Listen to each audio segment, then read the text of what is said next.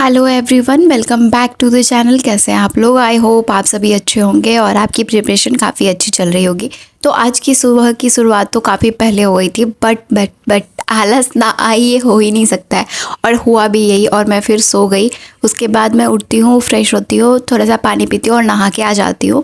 नहा के आने के बाद थोड़ा सा स्किन केयर करती हूँ और थोड़ा सा हल्का नाश्ता लेके बैठती हूँ पढ़ने के लिए, क्योंकि थोड़ा देर हो रहा था पढ़ने में, फिर पूरा दिन इधर उधर हो जाता, इसलिए मैं जल्दी से बैठ जाती हूँ। और ये मैंने सारा हिंदी का जो क्लासेस है कंप्लीट कर लिया। ये प्रीवियस बैच वाला है, 2024 वाला है जो अभी मैं देख रही हूँ। महापैक में ये सब का एक्सेस आपको मिल जाता है, प्रीवियस जितने भी क्लासेस हुए हैं, तो ये बेनिफिट है, इसलिए मैं देख रही थी पिछला और उसको मैंने कंप्लीट कर लिया। तो आदिकाल तो मेरा पहले ही कंप्लीट हो गया था, भक्ति काल भी हो गया। आज मैं रीति काल कंप्लीट करने के लिए बैठ रही हूँ और आज मैं सोच रही हूँ कि मैं पूरा इसको कंप्लीट कर दूँ।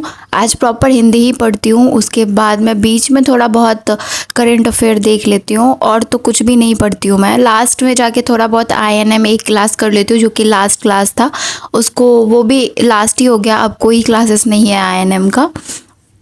रीति काल में तो सबसे पहले मैंने देखा कि उनके अन्य नाम जो है, जैसे आचार्य रामचंद्र शुक्ल जी ने रीति काल कहा है, पंडित विश्वनाथ प्रसाद मिश्र और श्याम सुंदर दास ने इसे श्रृंगार काल कहा है, मिश्र बंधुओं ने इसे अलंकृत काल कहा है। और रीति काल का जो वर्गीकरण है वो 3 खंडों में किया गया है। पहला रीतिबद्ध काल, रीति सिद्ध काल और रीति मुक्त काल। इन सभी को मैंने डिटेल में पढ़ा। जब मैंने इतना कंप्लीट कर लिया, उसके बाद मैं थोड़ा सा व्याकरण के साइड जाती हूँ, जिसमें मैंने विराम चिन्ह पढ़ा, जिसमें ऐसे विराम चिन्हों की संख्या जो है वो 20 है, हम सभी जानते हैं, जिसमें अल्प विराम, उपविराम, अर्धविराम, पूर्ण विराम, प्रश्नवाचक चिन्ह, विषमयादि बोधक, योजक चिन्ह, संयोजक चिन्ह, व्याख्यात्मक चिन्ह, अवतरण या उदाहरण चिन्ह, पुनर्युक्ति बोधक चिन्ह, पुलुप्त चिन्ह, वैकल्पिक चिन्ह,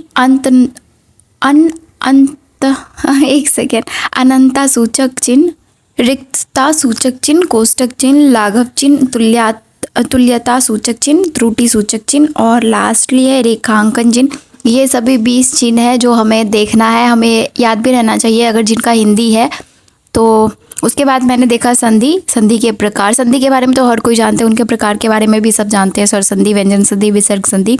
और स्वर संधि के 5 भेद है। व्यंजन संधि में कुछ नियम आते हैं, जैसे 13 का नियम, 15 का नियम, 6 का नियम, 100 का नियम, इस तरीके से और भी है।